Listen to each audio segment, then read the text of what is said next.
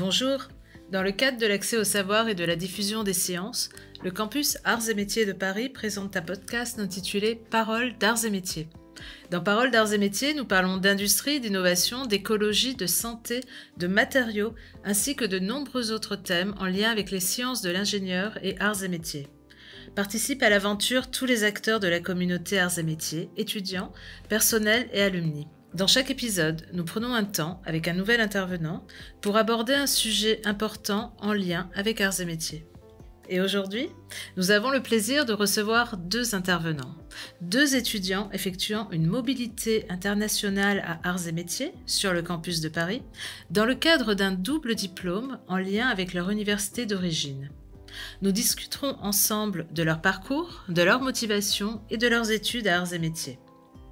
Bienvenue à toutes et à tous dans cet épisode de Paroles d'Arts et Métiers et un grand bonjour à vous, Valentina Mejía Galón et Javier Alejandro Parra-Patino. Et bonjour madame. Valentina Mejía Galón, vous êtes étudiante en 3e année du programme Grande École d'Arts et Métiers.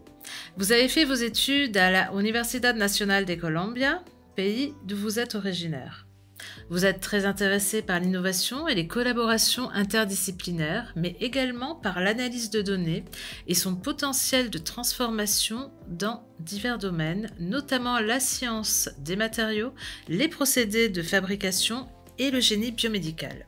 En tant que technicienne de laboratoire au génie de biomécanique et de réadaptation, GIBIR de la Universidad Nacional de Colombia, vous avez travaillé avec des étudiants en master tout en ayant la responsabilité d'appareils de laboratoire comme des imprimantes 3D, un logiciel de reconstruction 3D pour l'imagerie médicale, des bioréacteurs, entre autres. Vous avez également été tutrice pour un cours de fabrication relative à la technique CAD/CAM ou conception assistée par ordinateur et fabrication assistée par ordinateur. Et dans ce cadre, vous avez créé des vidéos et des tutoriels pour les étudiants utilisant des plateformes Autodesk, Fusion 360 et Inventor. Vous avez en outre développé une interface graphique en langage de programmation Python pour l'analyse des données d'ondulation dans les lignes commerciales de métro. Valentina, vous avez déjà 4 publications à votre actif dans les domaines de la thermodynamique, du machine learning ainsi que de l'ingénierie biomédicale, notamment dans ses aspects biomécaniques et neurophysiologiques. Javier Alejandro Parra-Patino, vous êtes étudiant en 3e année du programme Grande École d'Arts et Métiers. Vous souhaitez vous spécialiser dans le secteur de la mécanique des fluides, des systèmes thermiques et de l'énergie. De septembre 2023 à janvier 2024, vous avez travaillé à la conception d'une prothèse du pied qui vous a permis de piloter un projet d'étude de cas pour la création d'une prothèse infantile en utilisant des polymères, mais aussi de superviser la sélection des matériaux et la CAO du pied, et enfin, de réaliser des simulations par éléments finis pour garantir l'efficacité et la sécurité du design. Vous avez également travaillé à la conception de plusieurs prototypes. Une horloge pour une tour de cathédrale, une came pour une machine à bouteille de vin, mais aussi un exosquelette. Alors, je vais m'interrompre afin que vous puissiez, Javier, nous expliquer en quelques mots ce qu'est une came. Oui, bonjour madame, et merci pour l'opportunité. En fait, un cam, c'est juste une pièce mécanique qui permet de transformer un mouvement de rotation à un mouvement de n'importe quel, en fait, c'est varié. Donc, c'est ça qui nous permet de pouvoir bouger la pièce comme l'on veut dans les thèmes qu'on a besoin. Merci Javier. Je continue. Vous avez commencé vos études d'ingénieur spécialité mécanique à la Universidad Nacional Experimental del Táchira, située au Venezuela d'où vous êtes originaire. Vous y avez été major de promotion, ce qui s'inscrivait d'ailleurs dans la suite logique de votre baccalauréat où vous étiez également major de promotion. Votre excellent niveau d'études, Javier, vous a permis de bénéficier de la bourse d'excellence académique Orden Cordón Domingo Savio.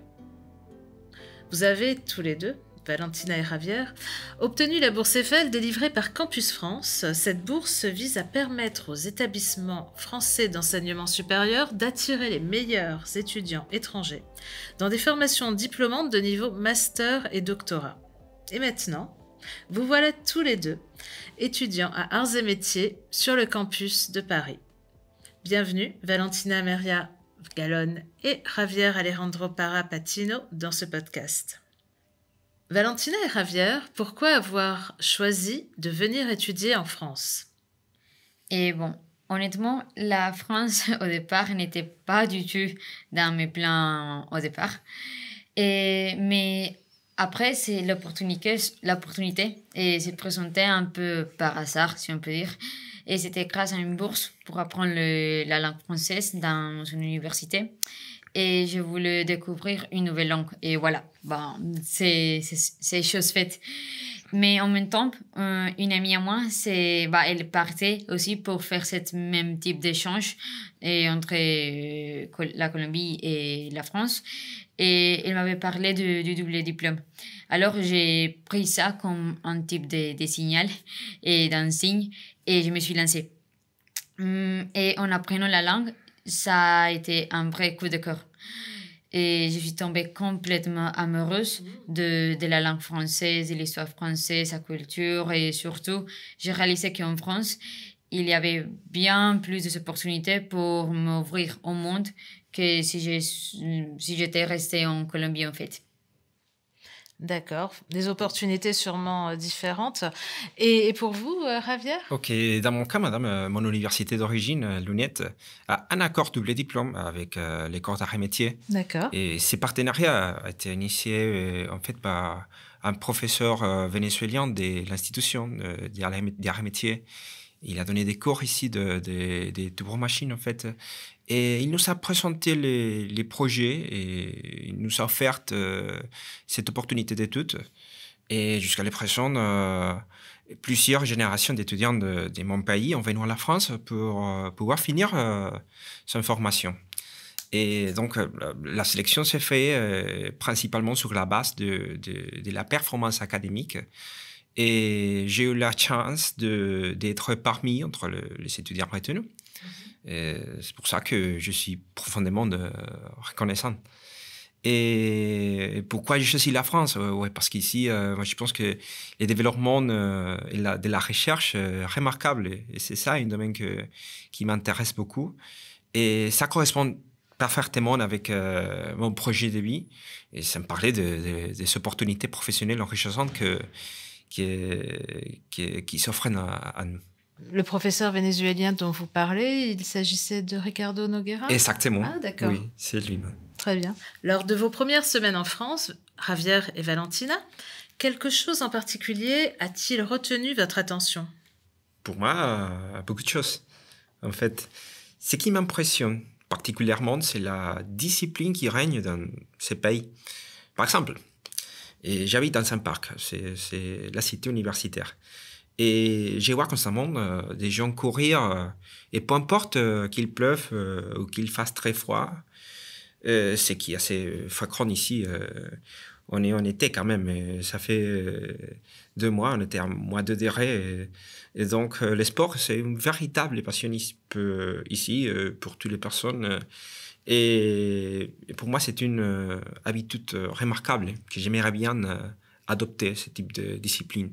Valentina? Et bon, dans mon cas, j'ai eu une expérience où, dès la rentrée, j'étais surprise par la multiculturalité à Paris, en fait.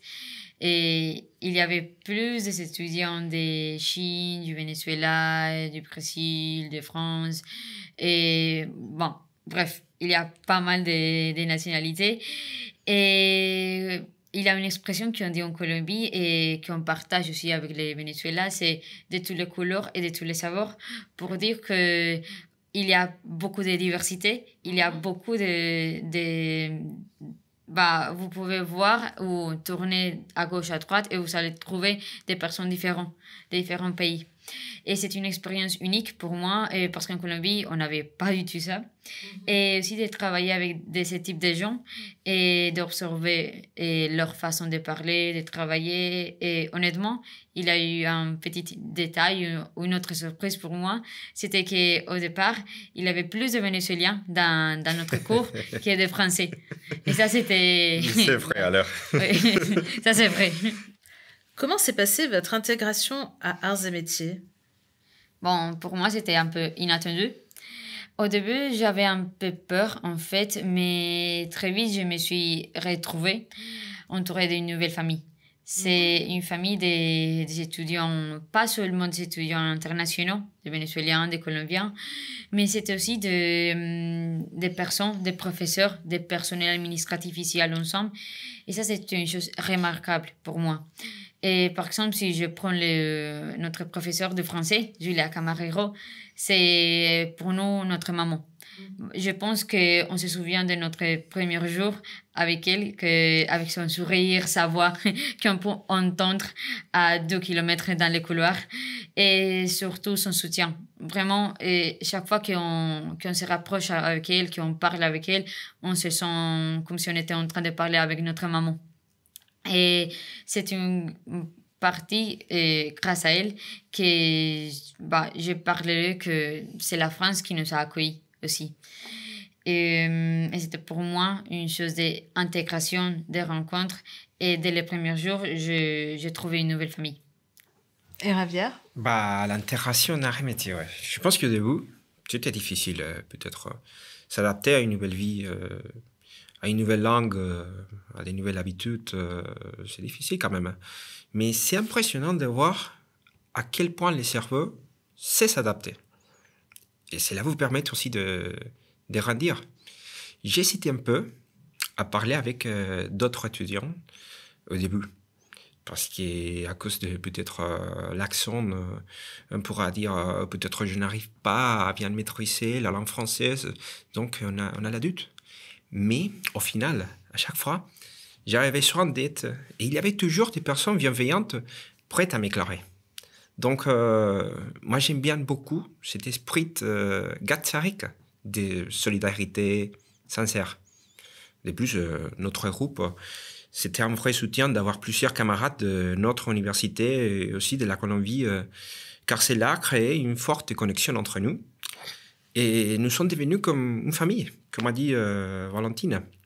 Mais ce qui reste le plus précieux, c'est l'échange avec les étudiants internationaux et français, qui permet d'avoir une perspective plus large sur les mondes. On s'adapte à leur manière de faire les choses, que je trouve très efficace en fait. Qu'appréciez-vous à Arts et Métiers, Javier et Valentina? Plein de choses. Mais j'ai parlé en particulier de la qualité de la recherche et le développement. Dans cette institution, il existe des excellentes opportunités pour faire la science, car elle dispose d'un personnel incroyablement qualifié, d'équipements que je n'aurais jamais imaginé dans mon école d'origine. Et donc, j'apprécie beaucoup l'esprit de solidarité qui règne et surtout l'accompagnement professionnel de l'université. Parce qu'on a vraiment l'impression d'être guidé pas à pas jusqu'à qu'on trouve son entreprise et sa place dans les mondes professionnels. Et oui, bien sûr, l'université ne nous donne pas tout sur un plateau. Et il arrive à nous fournir toutes les ressources nécessaires pour pouvoir trouver les choses pour nous-mêmes. Donc, Et pour vous, Valentina? Pour moi, il y a deux choses, la multiculturalité et la pluridisciplinarité. Ce qui me plaît vraiment à Arts et Métiers, c'est qu'on peut devenir tout ce qu'on veut. On peut se spécialiser dans l'ingénierie biomédicale, mais aussi explorer des domaines plus côté managériaux. Si je prends comme un exemple, c'est quand on était enfant, qu'un jour on voulait être médecin, mais après on disait non, moi maintenant je veux être prof.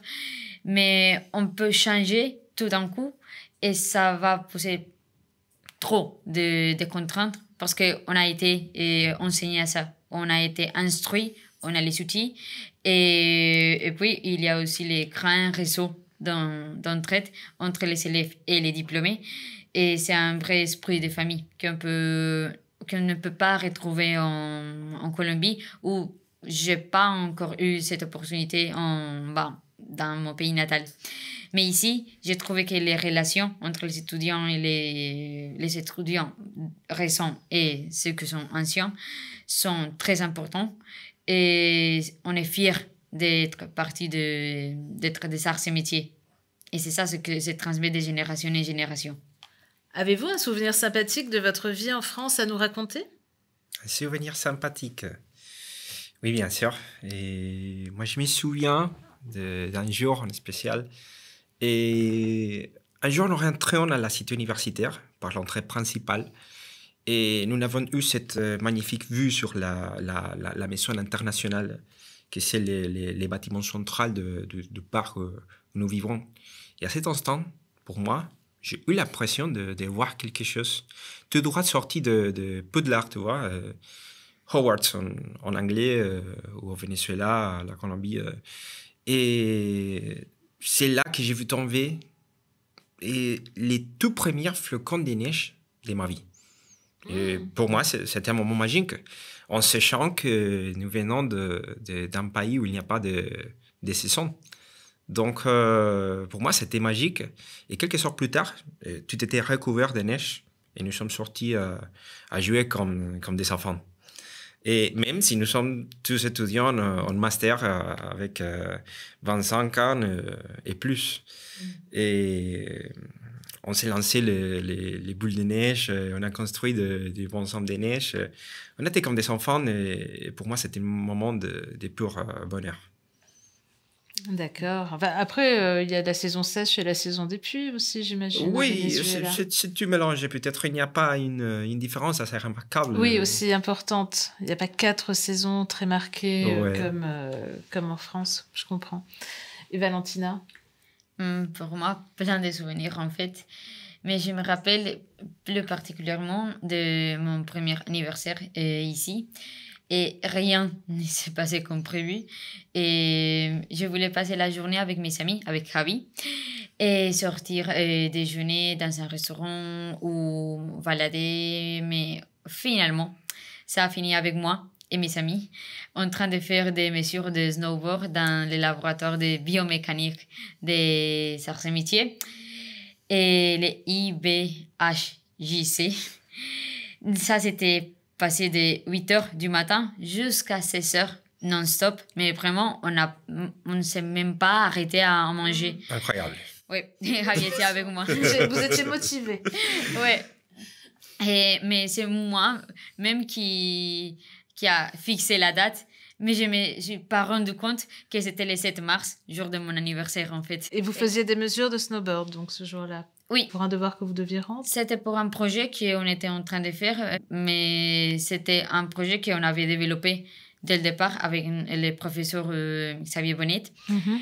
Et c'était un projet incroyable en fait. Là, on a vraiment aimé le projet. C'était de sorte que on s'était pas ennuyé ou tout. Non, c'était complètement incroyable. Et au final, dans l'anniversaire, ça a fini avec un restaurant qui est devenu un kebab en face du centre Pompidou, à côté des pigeons françaises. Mais c'était incroyable. Vraiment, pour moi, ça, c'est le côté bon de voir tous les côtés un peu mélangés. Mais c'est une mémoire que je vais avoir toujours de mon côté. Valentina, vous avez des expériences en lien avec la pédagogie. Qu'est-ce que cela vous a apporté? Et des défis. Et c'est ça, ce que j'adore. Ça m'apporte beaucoup de défis. Et c'est quelque chose que j'adore dans le sens où ça me permet de transmettre ce que j'apprends aux autres de manière intéressante ou engageante. Et ça, c'est pas très facile en fait, de savoir comment transmettre les choses qu'on aime aux autres. Et en observant les méthodes d'enseignement en France et en Colombie, j'ai fini par créer un mélange des deux. Mm-hmm. Et cela aussi me permet de rendre l'enseignement plus didactique et expérimental.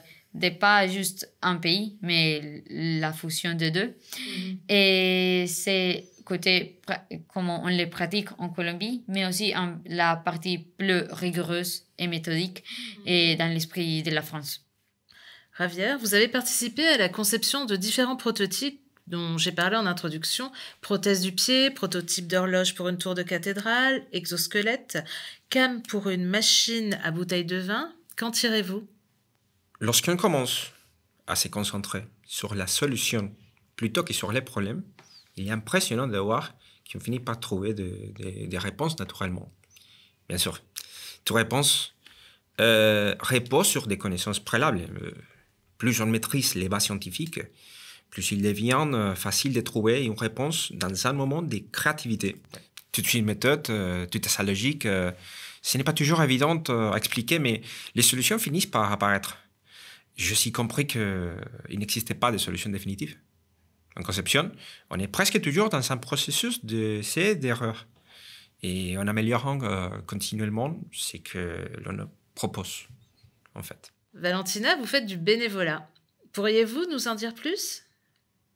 Et oui, bon, en France, je suis devenue accro au bénévolat, peu importe la forme. Mon premier été ici, je le consacrais à une mission en Écosse avec une famille qui voulait promouvoir l'héritage et la culture écossaise. Et là-bas, j'ai aidé à la mise en scène des spectacles, mais aussi à la ferme. Et notamment, je m'occupais des chevaux, des petits animaux. Et c'était bien chouette. Et en Belgique, par contre, j'ai fait du bénévolat dans un restaurant à but non lucratif qui sensibilise à une alimentation éco-responsable. Et on faisait de tout. Vraiment, on faisait les services clients, la cuisine, la création des recettes et des nouveaux plats. Et bien sûr, la partie la plus fun ou la partie la plus joyeuse de tout, les nettoyages. Et trouver des associations.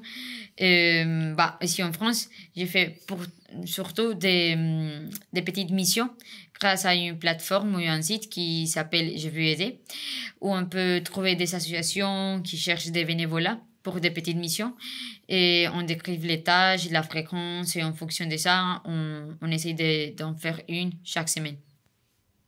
Quels sont vos projets futurs à tous les deux? J'ai plein d'idées en tête. Ce qui est sûr, c'est que sur le long terme, j'aimerais travailler dans l'enseignement et partager les goûts d'apprendre et de transmettre et tout ce que j'aime aux autres. L'idéal pour moi, ce serait d'être professeur et chercheuse dans une université. Et du coup, je prévois faire une thèse, mais pour l'instant, je ne sais pas encore exactement sur quel sujet ou où exactement.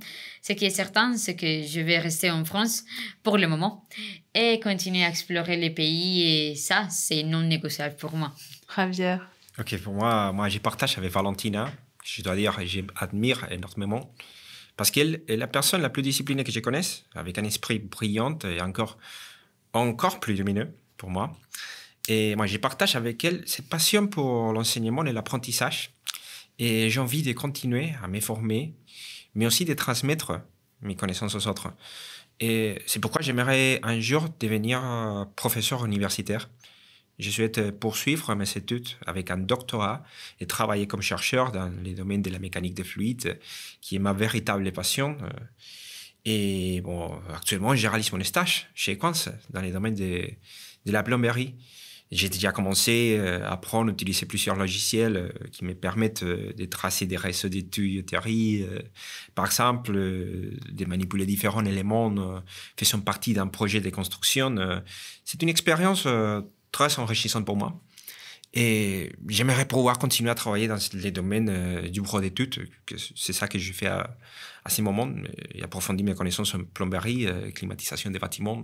Tout ça, c'est ça qui fait l'entreprise. Mm-hmm. Et parce que je trouve ce domaine assez polyvalent et dans lequel j'aime vraiment m'impliquer. Donc, mon objectif, c'est pouvoir à terme prendre en charge un projet de construction et être capable de porter un regard critique éclairé sur les décisions à prendre. Et je vais acquérir l'expérience dans le monde du travail et à terme inspirer à créer ma propre entreprise.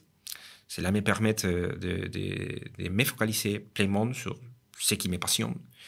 En parallèle, j'aimerais aussi aider d'autres personnes et d'une certaine manière rendre à la vie les opportunités, les bienfaits que j'ai eu la chance de recevoir. Merci Valentina Maria Gallon et Javier Alejandro Parra Patino d'avoir accepté de participer à ce podcast Paroles d'Arts et Métiers. Et un grand bravo pour votre niveau de français. Merci beaucoup, madame.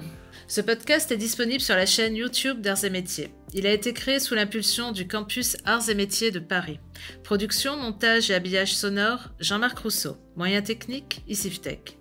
Nous remercions la Direction Générale d'Arts et Métiers, la Direction Marketing, Communication et Fundraising, notamment sa directrice Aurore Friedlander, l'ICIFTech et le campus Arts et Métiers de Paris, particulièrement Jérémy Cazobon, chargé des relations internationales sur le campus de Paris, pour leurs apports et leur soutien. N'hésitez pas à consulter le site web artsetmétiers.fr où vous trouverez des informations sur la recherche, les formations et les diverses activités réalisées à Arts et Métiers. Vous étiez avec Carole Vanoun. Merci à toutes et tous de nous avoir écoutés et nous vous donnons rendez-vous très bientôt pour un nouvel épisode de Paroles d'Arts et Métiers.